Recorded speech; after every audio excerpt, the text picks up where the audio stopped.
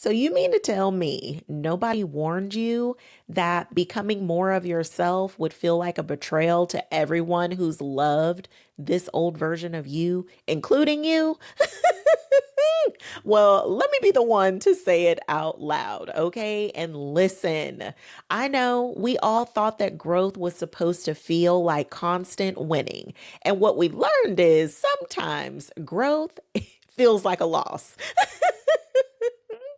And I know we are going to take some L's in this life, but as long as we could flip it around and reverse it into learning and leveling up, then friend, you never really lose. But I have to be honest with you, friend. Your becoming is not a betrayal.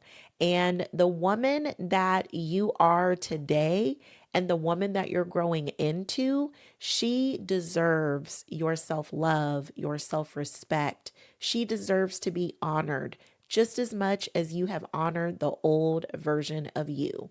So let's talk about your becoming minus the betrayal.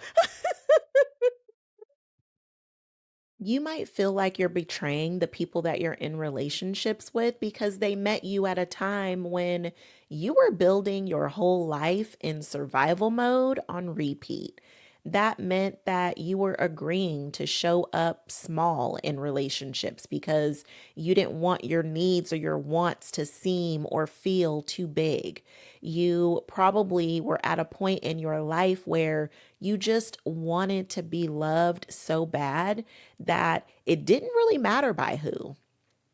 And when you've built your connections and your relationships with those types of agreements, and now you've decided to change the game. Now you've decided you're not in survival mode anymore.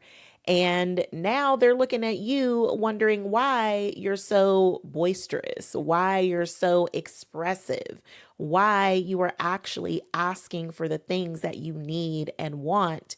And you asking with some confidence now. And they're like, Harpo, who this woman? And listen, it can feel like a betrayal because you have outgrown that version of yourself and she's just not here anymore. And it can even feel like a betrayal to you because even you only knew yourself the way that you were. And you even kind of like clutching your pearls low key. And let me just help to rest your nerves a little bit here. It is not that you are betraying anyone. You're not betraying them and you're not even betraying yourself. You are just refusing to be someone that you no longer are.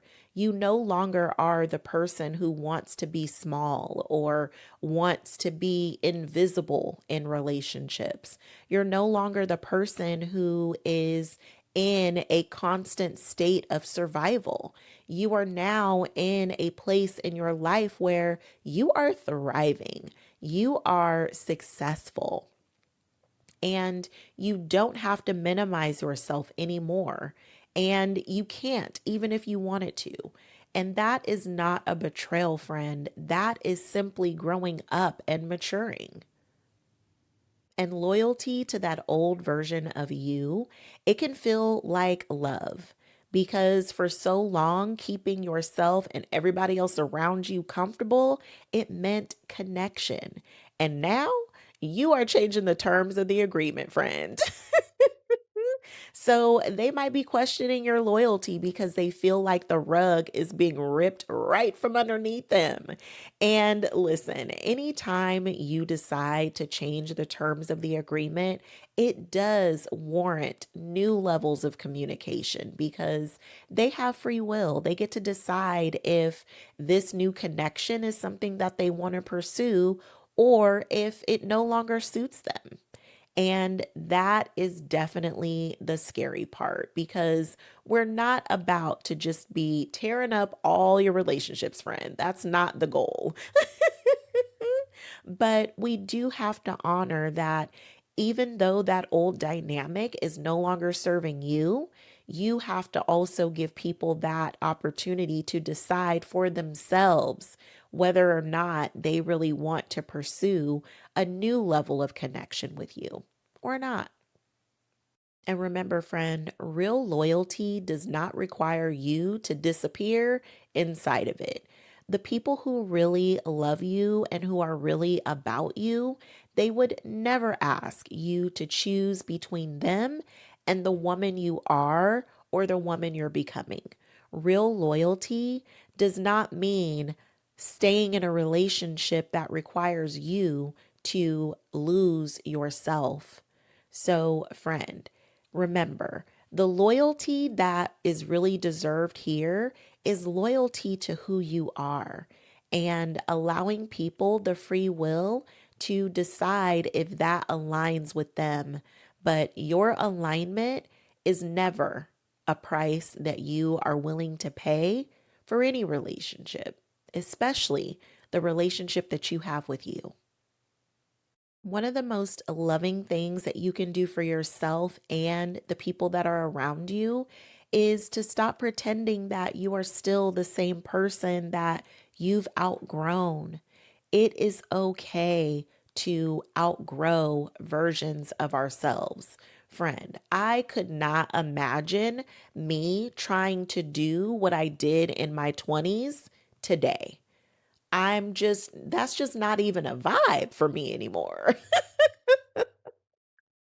I would gladly choose one of my quiet evenings at home than running around the town. Like, we're just in two different places, and I can't pretend to be her anymore. That's just not who I am. And so, friend, it's really a loving, loving thing that you can do when you're no longer pretending to perform for anyone, including trying to convince yourself that you're still someone that you've outgrown. It is okay to outgrow old identities of yourself. It doesn't mean that they weren't real or that you didn't love that version of yourself. It is just time for you to be honest with yourself and the people who are around you, who you really are today. That's how you experience the love that you've been craving and wanting all of this time. It's not about betraying anyone or even betraying the old version of you. It's about loving yourself enough to be the fullest expression of who you are at this time in your life, during this season of your life, and having an open invitation for those who want to continue along your journey with you. And I think it can be so hard for us, especially as people who are collectors. We love to collect things. And we often think that if something belonged to us at any given point in time in life, then it must always belong to us. And we forget that some things are seasonal, and that includes the people in our life. Sometimes you have connections with people because you had a place in common. It's just like high school. Maybe you have still some of your friends from high school, and maybe you all have grown together over the years. And there's probably also plenty of people that you're not necessarily close with anymore because haven't kept commonalities as you've grown. And that's okay. That is okay. It doesn't mean that they're any less important to you because they're not in your life today. It just means that as you were growing, there weren't as many commonalities that kept you connected. And the enriched relationships that you have are those that you've maintained those commonalities and those connections. So, I think it's so important for us to allow ourselves to level up without feeling like so many things or so many relationships are a loss. They served their purpose. You needed each other during that time. And while that time has passed, now is the time to honor that relationship for all that it gave you, for all that it was, and to cherish it for that time.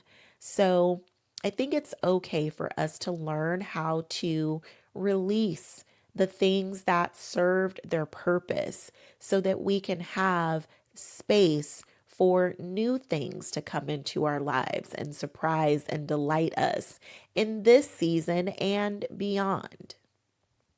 So, friend, I hope that you have loved today's episode as much as I've loved making it for you. Let me go ahead and give you your journal prompt. Okay, today we're saying, who have I been shrinking for? And what would it look like to show up as my full self with them? Ooh, friend. This one is scary. Ooh, but it's good. It's a good scary. Because, friend, you might be surprised at who wants to continue the journey with you.